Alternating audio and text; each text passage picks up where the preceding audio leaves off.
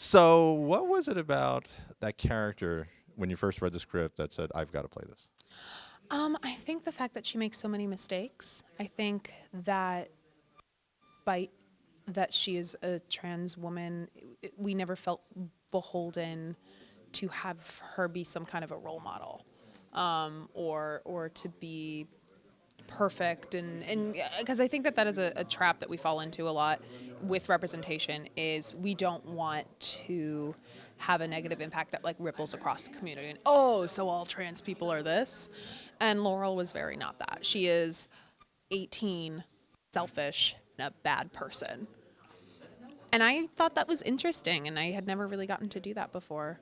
And even frankly, more so than even the script and the character, I fell in love with the crew, and the director and writer, Brad Michael Elmore, is one of my dearest friends and was the first person really in Hollywood to really take a chance on me. And so I just fell in love with that whole project. And that's what I liked about the character. For me, it was real.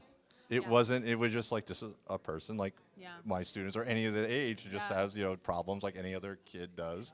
And then it's vampire. So And that doesn't hurt either, does it? Yeah, no, not at all. It was so cool. That is, to this day, some of the most fun that I've ever had working on that film. but you do a lot of other stuff creatively. Yeah. So how was so how's the acting feed the other parts of your creative, like the comic books, for example? Yeah. Well, I think they're really two parts of the same picture, right? I am a storyteller in whatever way that I get to do that. I like to get to do that. I like acting because I like playing dress up, and I like getting to feel that and channel that with my body, and with writing, that sates my incessant need to be a control freak. No, but yeah, I mean, it's just provided me a new way to tell these stories and share this character who means so much to me, and to so many other people too. Having the opportunity to continue telling her story and bringing her into these new spaces is, of course, great in terms of trans representation, but I'm just also having a lot of fun. I feel like I'm back in like my playroom with my like brother, and we're playing action figures again, and getting to tell these stories with these iconic characters that we love. It's interesting because I always like to ask a question about advice for students. It seems like maybe some of your advice for students might be breaking entry. Make sure it's still fun or passionate for you. Absolutely. Yeah. I mean, I am a firm believer of, well, less so now, I suppose, that I've done it. If you never work, if you do what you love, you never work a day in your life. That's not true. Work is work. But it helps, doesn't it? I am excited about what I'm doing. I'm excited to get to come to Comic-Con and talk with other creators. And I just had finished up my interviews at the DC booth, and my editor, Paul Kaminsky, was like, hey, so Mark and I were talking, and we have some ideas for absolute power. Can I pick your brain? Oh, we just got to talk, and it's so much fun because everyone who does this is such a fan of these characters and of these stories, and getting to be in a position where we decide what happens next, and the artists are also incredible, that the sky truly is the limit.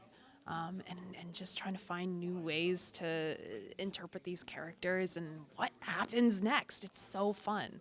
Sounds like you're also thinking that the most important thing is finding fellow collaborators that share your same vision or joy. Yeah, it takes a village. Absolutely. I couldn't do what I do by myself. I need my editors and co-writers and artists and inkers and colorists and letterers, and everybody that goes into this makes this thing. And I think that is one of my favorite parts about comic book writing, is how collaborative it is. And the script is just one small part of that. And it's been so amazing to get to see how these books come together, and how holding them in my hand is so different from the way that I picture it in my head. And getting to actually see that finished final copy, there's nothing like it. Any hope of turning, let's say, one of your comic books now or in the future, into a film that you write and direct?